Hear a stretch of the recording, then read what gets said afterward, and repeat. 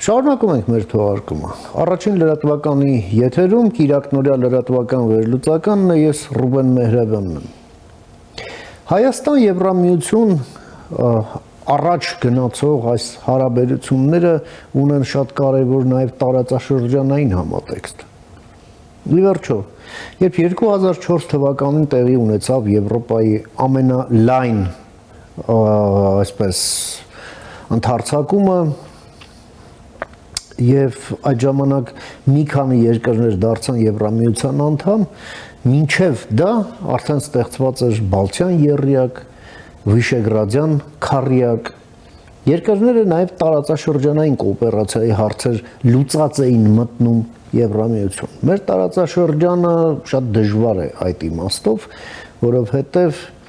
մի կողմից Հայաստանը այս process-ները զուգորդում է նաև իր պրոբլեմային հարևանների հետ հարաբերությունների կարգավորման գործընթացի հետ եւ երկրորդն էլ փաստ չէ, որ այդ հարևանները Եվրամիության հետ ունեն նույն ձգտումները, մաղումները, ինչ ունի Հայաստանի Հանրապետությունը։ Փորձենք հասկանալ եւ այդ նպատակով ես մի հարգարժան հյուր եմ հրավիրել մեր տաղավարում, սիրով ուզում եմ ներկայացնել, մեր հյուրն է քաղաքական վերլուծաբան Բորիս Նավասարդյանը, բարև ձեզ պարոն Նավասարդյան։ Բարև ձեզ պարոն Մեհրաբյան։ Նորից ձեզ տեսնել, շնորհակալ եմ հրավերություն ես հրավերի համար։ Պարոն Նավասարդյան, դուք Բաքու գնալուց հետո մենք չի հաջողվել հանդիպել, բայց դրանից հետո էլ արդեն շատ ջրեր են հոսել, թե ներքաղաքական, թե տարածաշրջանային, թե միջազգային, հա, այս ամենը տեսնում ենք, որ նենց կալեյդոսկոպիկ փոփոխությունների մեջ է, հա, նենց ստոպ կադրում իմաստ չունի, ինչ որ բան դիտարկել, մենք դինամիկայի մեջ պետք է տեսնենք եւ նաեւ այդ process-ները իրենց սիներգիայի կամ անտագոնիզմի մեջ,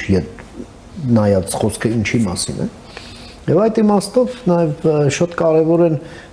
հայ-ադրբեջանական հարաբերությունների այս ընթացիկ դինամիկան, որը կա։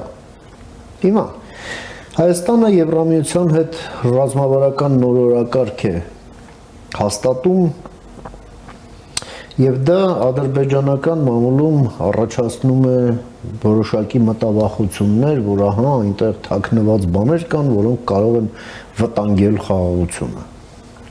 Դա գրում է այսպես Ալիևյան մամուլը, հիմնականում ռուսալեզու, եւ մենք էլ տեսնում ենք, որ Մարիա Զախարովան է, ոչ թե անձամբ, այլ հավաքական Մարիա Զախարովան է մռմռում այսպես դրանից։ Ձեր մեկնաբանություն։ Ես մի քանի անգամ առիթ եմ ունեցել ասել, որ Ադրբեջանի քաղաքականությունը Հայաստանի նկատմամբ զարգանում է երկու զուգահեռ սցենարներով։ Առաջին սցենարը դա նա է, ինչի ականատեսը մենք եղանք մեր հնգյակը Բաքու այցելելով, այսինքն միանգամայն կառուցողական վերաբերմունք, հարաբերությունների նորմալացման գործընթացի նկատմամբ եւ փոխադարձ հարգանք, փոխադարձ բռնում շահերի ամեն մի երկրի եւ զարգացման հեռանկարների, որը շատ դրական միտում է, բայց ուժի մեջ է մնում նաեւ երկրորդ սցենարը, դա նա է, որ Ադրբեջանը հավաքելով շատ լուրջ ռեսուրսներ եւ տնտեսական, եւ անվտանգային, եւ դիվանագիտական, փորձում է թելադրել իր միակողմանի օրակարգը Հայաստանին։ Եվ այդ օրակարգը երկրորդ չի ենթադրում, որ Հայաստանը պետք է ունենա այլ գործընկերներ, ընդհանրապես։ Քանի որ եթե ունենում են գործընկերներ, այն էլ այնպիսի հզոր գործընկերներ, ինչպիսին է Եվրամիությունը, ապա շատ դժվար է Հայաստանին փաթաթել ինչ-որ նախապայմաններ կամ պայմաններ, որոնք չեն բխում Հայաստանի շահերից։ Եվ կրկնում եմ այդ երկու սցենարները, այդ թվում նաև ադրբեջանական քաղաքական եւ հասարակական վերնախավում մրցակցության մեջ են գտնվում փոխադարձ հաջողություններով։ Եվ հիմա կարծես թե մենք մտել ենք մի փուլ, երբ երկրորդ սցենարը ավելի ակնհայտ է իրեն դրսևորում, եւ դա մի քանի ուղղություններով է լինում, մեկը դուք հիշատակեցիք այդ հիստերիկ ես կասեի վերաբերմունքը Հայաստան Եվրամիություն այդ նոր գործընկերության նկատմամբ, կարծում եմ ինքը էմոցիոնալ ֆոնը դրա արհեստականորեն է ձևավորված, այսինքն Ադրբեջանում բոլոր բանական մարդիկ, իսկ նրանք քիչ չեն, հասկանում են, որ եթե խոսքը գնում է համաձայնագրերի, պայմանագրերի մասին, այս կամ այն խաղացողների միջև, այնտեղ արտացոլվում է այն բառապաշարը, որ կա այդ երկուսի միջև հարաբերություններում։ Եվ ասենք, եթե մենք համեմատենք տարբեր փաստաթղթերը, որ կան Եվրամիություն Հայաստան եւ Եվրամիություն Ադրբեջան հարաբերություններում, մենք կտեսնենք որոշակի տարբերություններ։ Մեղմոսից։ Այո, քանի որ դա դիվանագիտական process է, ամեն մի կողմը ցանկանում է տեսնել փաստաթղթում այն, ինչ իրեն է ձեռնտու, եւ համապատասխանաբար որևէ երրորդ կողմին ինչ որ բաներ այնտեղ կարող են դուր չգալ։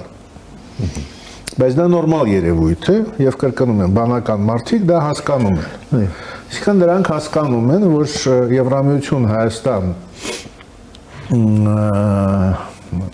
գործընկերության պայմանագրում չի կարող լինել քննադատություն կամ մեղադրանք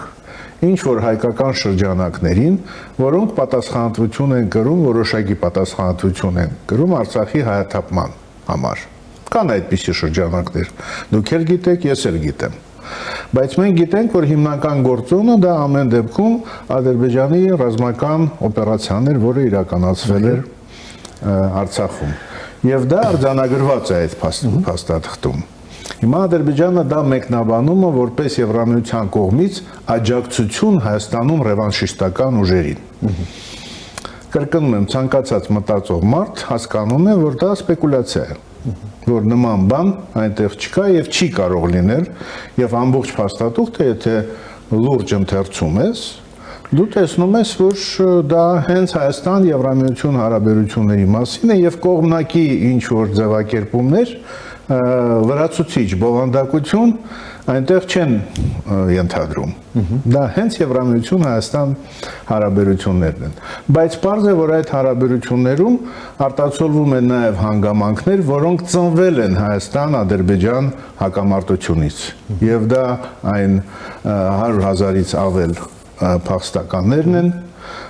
դա այն մտահոգությունն է, որ կա հայկական հասարակությունում կապված Բաքվում տեղի ունեցող դատական քննությունների հետ, եւ դա բնական է, եւ դա չի կարող արտացոլվել, որ դա նկարագրություն է Հայաստանում եղած իրավիճակի, որից բխում են նաև այն քայլերը Եվրամիություն Հայաստան հարաբերություններում եւ համագործակցություններում, որոնք միտված են այդ բացասական կողմերը հնարավորինս չեզոքացնել եւ դրանց լուծումները գտնել։ Հիմա պատկերացրեք, որ եթե Հայաստանը սկսի մեկնաբանել եւ ինչ որ իր համար բացասական բովանդակություն տեսնել Ադրբեջանի այլ խաղացողների հետ հարաբերություններում, ասենք Ադրբեջան, Թուրքիա, Պակիստան երյակում, հա, կամ դրա շրջանակներում ստորագրած փաստաթղթերը սկսենք վերլուծել եւ դրանում տեսնել խոչընդոտ հայ-ադրբեջանական հարաբերությունների նորմալացման համար, կամ տեսնենք ուսումնասիրենք այն փաստաթղթերը, որոնք Ադրբեջանի նախաձեռնությամբ ներառվել են, ասենք, այդ իսլամական պետությունների կազմակերպության, հա, կամ Ալիևի հայտարարությունները, բազմաթիվ այլ, Այսինքն մենք երևի մեր դիվանագիտությունը, մեր արտաքին քաղաքականությունը իրականացնող մարդիկ հասկանում են, որ կան այնպիսի շահեր ցանկացած պետության, որոնք միգուցե քո պետության հետ կապ չունեն, կամ չեն կարող չլիներ, քանի որ դրանք շարունակություն են այն զարգացումների, որ տեղի ունեցել մինչև մեր երկկողմանի հարաբերությունների նորմալացումը եւ դրանք միանգամից կանգնեցնել կամ դրանց այդ բնույթ տալ հնարավոր չէ, որ կա ներքին սպառման համար հայտարարություններ, հա եւ Հայաստանում է դա այդ երևույթը գոյություն ունի եւ Ադրբեջանում եւ դա պետք է ուղղակի հասկանալ, որ մենք անգամ վերջի տարիների զարգացումների վերաբերյալ նույն գնահատական եւ նույն կարծիքը չենք կարող ունենալ, Իհարկե։ ոչ էլ պատմության նկատմամբ մենք կարող ենք հիմա լիակատար կոնսենսուսի գալ։ Այսինքն այդ հարցերը պետք է թողնել միգուցե ապագայի համար եւ այսօր զբաղվել պրագմատիկ հարցերով։ Եվ այդ պրագմատիկ հարցերը ենթադրում են նաեւ աջակցություն տարբեր միջազգային խաղացողներին այստեղ տեղի ունեցող գործընթացին։ Եթե օրինակ եւս մեկ թեմա, որ Հայաստան-Եվրամիության հարաբերությունների առումով կարծես թե անհանգստացնում է Ադրբեջանին։ Ինչու է Եվրամիությունը նշում, որ եթե ինքը աջակցում է Նախճեվանի երկաթուղու վերականգնմանը, ուրեմն այդ երկաթուղին պիտի շարունակվի նաև Հայաստանի տարածք, դեպի Հայաստանի տարածք։ Բայց արդյոք դա բնական չի, որ եթե Եվրամիությունը նպաստում է հաղորդակցությունների վերականգնման եւ փոխկապակցությանը, ապա դրանք պետք է ծառայեն խաղաղությանը եւ ապաշրջապակմանը բոլոր հաղորդակցությունների։ Ուրեմն եթե օգնում է այնպես, որ իրոք դա դրան նպաստի։ Եթե Եվրամիությունը ասի դե լավ, մենք Նախճիվանի երկաթուղու վերակառուցման համար կօգնենք, բայց հետո ինչ ա լինելու այդ երկաթուղու հետ։ Արդյոք ինքը շրջանցելու է Հայաստանին եւ թողնելու է Հայաստանը մեկուսացման մեջ, կամ այլ դիսկրիմինացիոն պրակտիկաներ կիրառվելու այդտեղ։ Պարզ է, որ դա չի բխի ոչ Եվրամիության շահերից, ոչ էլ հայ-ադրբեջանական հարաբերությունների նորմալացման շահերից։ Խաղաղության, կայունության, ամբողջ տարածաշրջանում։ Չի բխում, այո։ Այնպես որ ես չեմ կարծում, որ Ադրբեջանում որևէ մեկը դա չի հասկանում։ Ես նկատի ունեմ թեմայի մեջ խորացած մարդկանց։ Եվ եթե նրանք ամեն դեպքում դա ասում են, դա նշանակում է, որ փորձում են առաջ տանել երկրորդ սցենարը, որտեղ Հայաստանի շահերը հաշվի չի առնվում եւ հաշվի են առնվում հարաբերությունների կարգավորման տեսակետից միայն Ադրբեջանի շահերը։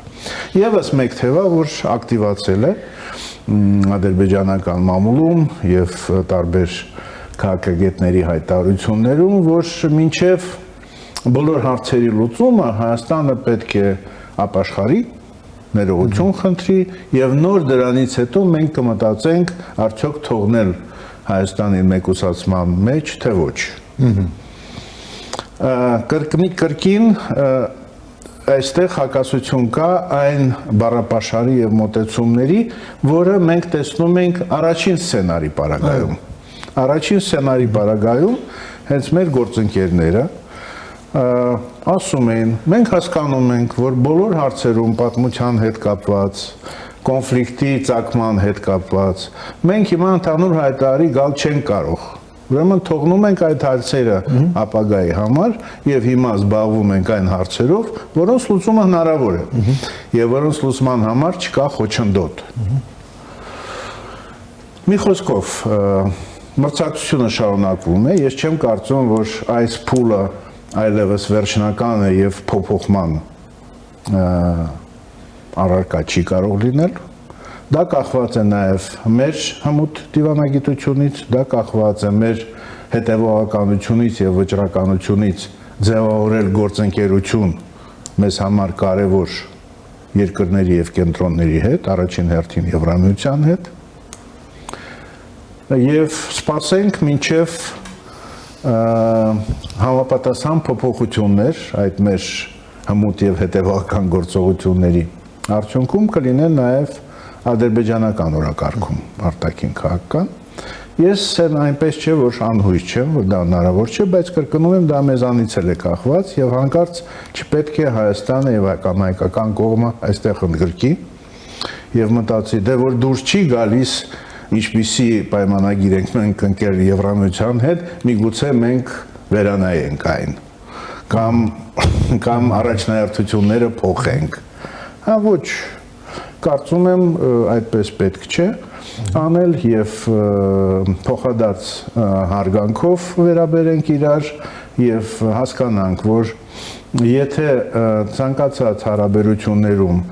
մեկ կողմը ունի գերակշիռ առավելություն, շատ դժվար է կայուն խաղաղություն եւ կայուն համագործակցություն, կայուն հարևանություն ապահովել։ Մնում է գայթակղությունը օգտագործել այդ ճնշող առավելությունը։ Եվ դա կարծում եմ հեռանկարային չէ մեր տարածաշրջանի համար, որտեղ իրավիճակները փոխվում են, արտաքին խաղացողների դերերը փոխվում են եւ միայն փոխադարձ հարգանքը եւ հաշվի առնելը փոխադարձ շահերը դա այն հիմքն է, որի վրա հնարավոր է կառուցել նորմալ հարաբերություններ։ Պարոն Նավասարդյան, հենց երեկ էր, որ Քաթարի մայրաքաղաք Դոհայում այդ անվտանգության ֆորումի շրջանակներում պանելային բանավեճի ֆորմատով նույն, հանդես եկան Արմեն Գրիգորյանը եւ Հիկմետ Հաջիևը։ Հաջիևը խոսում էր, որ տարածաշրջանում Ադրբեջանն առաջնորդ է, նոր ստատուս է ձևավորում, ասենց որ բոնապարտիստական բաներ, որոնք գուցե հաճելի են իր անմիջական շեֆին։ Եթե թարգմանեն ադրբեջաներեն որոշ զանգվածի, բայց այդ ամենը ասենք լսացնելը մեզ որքանով է նպաստում խաղաղությանը եւ ասում դե դուք թրիփ եք ասում, մենք դա կոչում ենք Զանգեզուրի միջանոց, չգիտեմ, ինչ-որ սպաներ։ Այսինքն ոնց ասեմ, հաղթանակի թմբիրը, հա, ռազմական հաղթանակի այդ պարադային, հա, շքերթային էլ այդ թմբիրը ոնց որ թե պաշտոնական դիվանագիտության վրայից է չի իջնում, դա դեպի ուր է, ընդ որում այդ Ալիևի հայտարարություններից մի օր առաջ Ամիրբեկովը եւ Բայրամովը խոսում էին ինչի մասին, որ այո, երբեք այսքան խաղաղ չի եղել։ Նա էլ ասում էր, որ մենք մյուս տարի խաղաղության պայմանագիրը կստորագրենք։ Եկել հաջորդ օրը Ալիևի այդ ճառը, հա, Արևմտյան Ադրբեջան, մեր մշակութային ժառանգությունը, այս կանենք, կացինը կբերենք, ծառը կդրենք։ Համեցեք։ Դե նախ քանի որ մեր խումբը Բաքու այցելելով հանդիպել է Հիկմետ Հաջիևի հետ եւ տպավորությունը հիմնականում դրական էր, այսինքն մենք հաստատ գործ ունենք մի մարդու հետ, որը խորապես հասկանում է բոլոր գործընթացները եւ եթե միջազգային ասպարեզում որպեսի շեշտի Ադրբեջանի կարևորությունը ինքը կարող էր իրեն թույլ տալ այլ ձևակերպումները, որ դուք մեջ բերեցիք, դա քիչ թե շատ նորմալ երևույթ է։ Ցանկացած երկիր ուզում է իրեն դիրքավորել որպես կարևոր բոլորի համար։ Եվ հենց դա էր։ Ինձ մեկ այլ բան մի փոքր մտահոգեց, դա շեշտումն էր, որ մենք հաջողության հասանք մեր հարաբերություններում հիմնականում նրա շնորհիվ, որ երկկողմանի են բոլոր պայմանավորվածությունները։ Նախ ես չեմ կարծում, որ եթե միայն երկկողմանի լիներ, կլիներ օգոստոսի 8-ը։ Իհարկե։ Մենք շատ լավ հասկանում ենք, որ օգոստոսի 8-ը իրականություն դարձնելու հարցում վճռական դերակատարությունը ունեցավ երրորդ կողմը, որտեվ ինչ որ տրիգեր է միշտ պետք, անգամ եթե դու կարծես թե հասել ես բոլոր հարցերում համաձայնությունների, բայց վճռականությունը չի հերիքում, որպեսզի դու ստորագրությունը դնես։ Բայց երբ որ գալիս է այդպիսի երրորդ խաղացող, որը ասում է մի խոսքով ձեր բոլոր են մնացած կասկածները դրեք մի կողմ, սա է լավը։ Ու դու իրոք հասկանում ես, որ լավ է, էլի։ Տենց շարունակենք։ Այսինքն Հայաստան-Ադրբեջան հարաբերություններում հաշվի առնելով այն բոլոր դժվարությունները, որ մենք ունեցել ենք,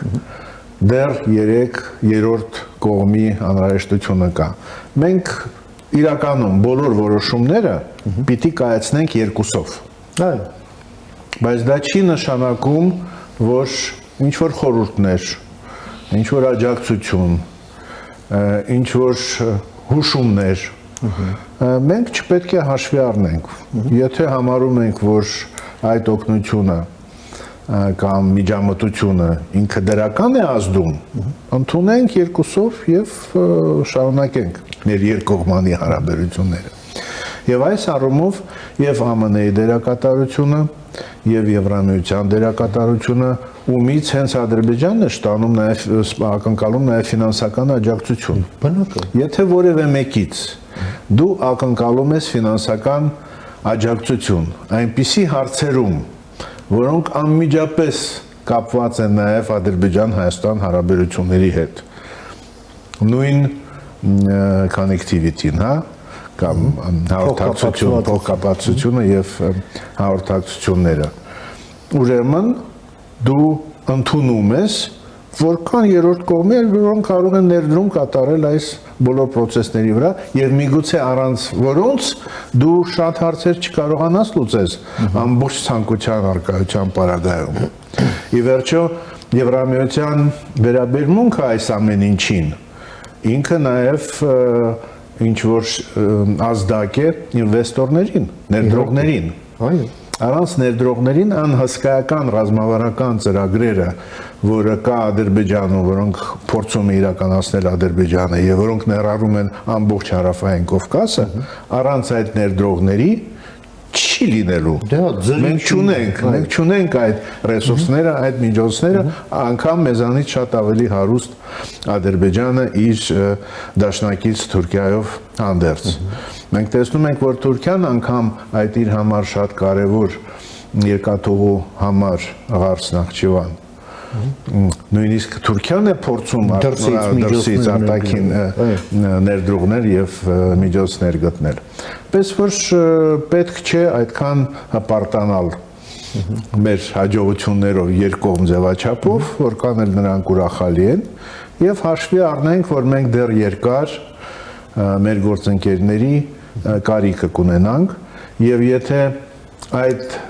աջակցությունը գալիս է հարևանին, մենք չպետք է դա նյարդային ընդունենք, այլ ընդունենք որպես աջակցություն ընդհանուր գործին, քանի որ որևէ կետ, որ կա երկկողմանի Հայաստան Եվրամիություն այդ փաստաթղթում չի խանգարում, հակառակը միայն նպաստում է մեր տարածաշրջանում կայունության եւ զարգացման համար հնարավորությունների ձևավորմանը։ Պարոն Նավասարդյան, մենք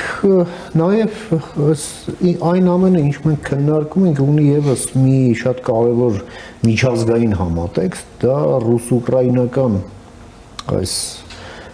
հարցերն են, այսինքն ավելի ճիշտ ռուս-ամերիկյան եւ ուկրաինա-ամերիկյան, հա, այսպես ավելի ճիշտ կլինի ասել, եւ Ռուսաստանն ահավոր նյարդային է, միտված է, իհարկե տեղել տալիս են իրեն, էլի միտված է նրան կրկեսի վերածելու ամեն ինչը, բայց զբաղված լինելով այդ ամենով, այստեղ շաբաթը մեկ մենք ասենք Ռուսաստանի արտգործնախարարությունից տեսնում ենք ատելության սեանսեր, այս կամ այն հարցի հետ կապված Ղարաբաղյան բանակցությունների փաստաթուղթ ենք ստորագրում, Մարիա Զախարովայի էթիկայի կանոններն ենք խախտում։ Լավ, ինչ անենք սա հետ։ Հանգիստ, հանդարտ շարունակենք անել այն ինչ որ մեզ պետք է։ Եվ ի վերջո մենք չենք տեսել եւ Ռուսաստանի ներկայացուցիչները չեն տեսել Հայաստանից որևէ հայտարարություն, որ ինչ որ խնդրի լուծման համար մենք հրաժարվում ենք Ռուսաստանի աջակցությունից։ Մենք ունենք բազմաթիվ խնդիրներ մեր առաջ կանգնած, ունեինք խնդիրներ մեր առջև եղած, ցավում ենք, որ Ռուսաստանը այդ խնդիրների որևէ խնդրի լուծման մեջ իր ներդրումը չունեցավ, հա, հակառակը շատ դեպքերում տեղի ունեցավ։ Եվ եթե այդ խնդիրների լուծման հնարավորությունները մենք տեսնում ենք այլ կերպ, ապա խնդրում ենք բոլորին հանգիստ դրան վերաբերել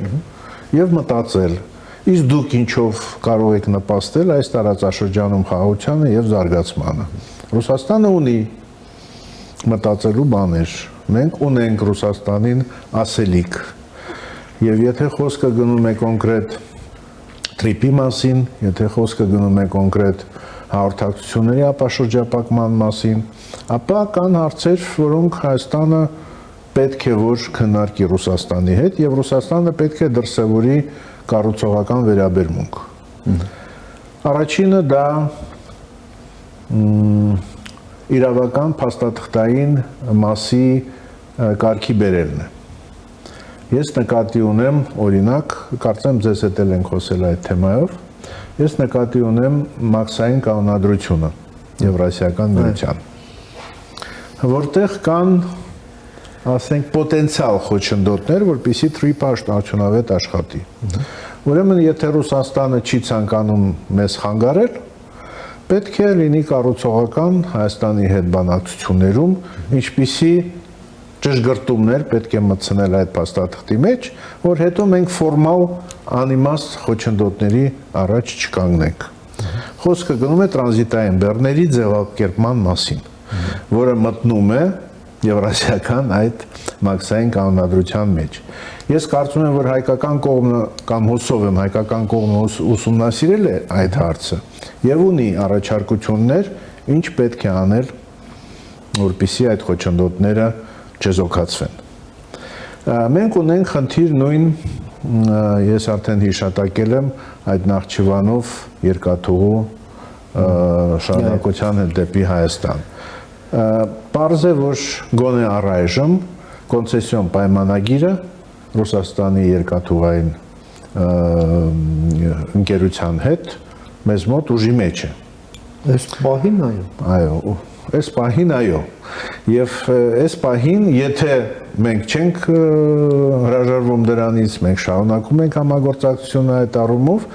պետք է հստակ ծրագրեր մշակվեն, իսկ ինչ կարող է անել այդ ընկերությունը, որը կոնցեսիոն կառավարում է իրականացնում հայաստանյան երկաթուղիներից, ինչ պետք է անի, ինչպես պետք է անի, որպեսզի այդ, չգիտեմ, 4 կիլոմետրը թե ինչքան է, այդ երկաթուղին վերականգնի եւ շարունակությունը դեպի Գյումրի վերականգնի, որպեսզի այդ ուղին ունենա մրցակցային առավելություններ եւ արագության տեսակետից եւ գնային տեսակետից, եթե սկսի գործել նաև Թուրքիայի տարածքով, հա, միջապես Նախճիվանի դեպի Թուրքիա այդ երկաթուղին։ Դա շատ լուրջ հարց է։ Եվ այստեղ Ռուսաստանը, եթե ցանկանում է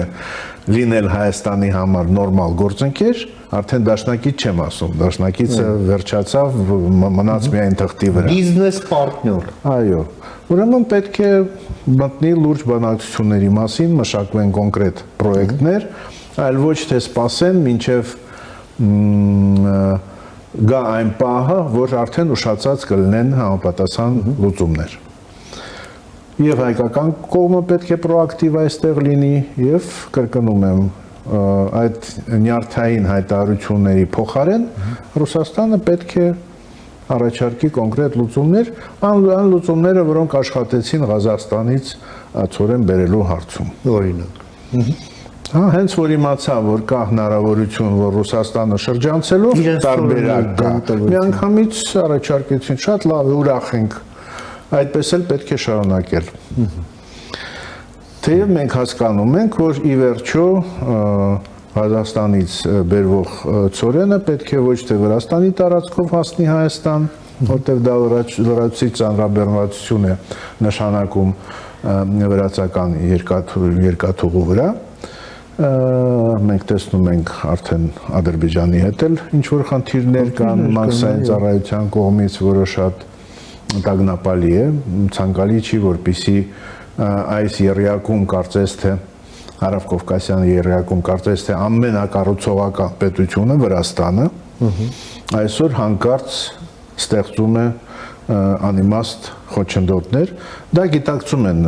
Վրաստանում մեր գործընկերները